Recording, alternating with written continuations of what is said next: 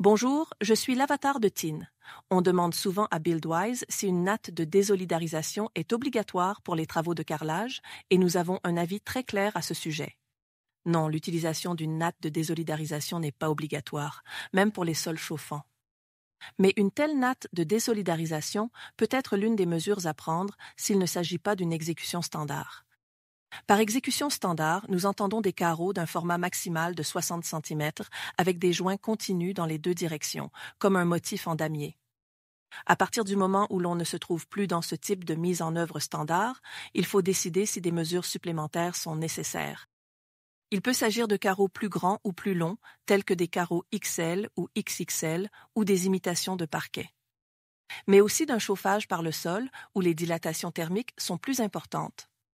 Cela peut également être la présence de grandes baies vitrées où seulement une partie du sol est chauffée. Ou encore d'une pose avec des joints alternés. Outre l'utilisation d'une colle déformable ou l'adaptation du plan de pose, l'utilisation d'une natte de découplage est une mesure possible. Nous avons rédigé une FAQ à ce sujet. Découvrez cette FAQ et d'autres questions fréquemment posées par les carreleurs. Merci et à bientôt.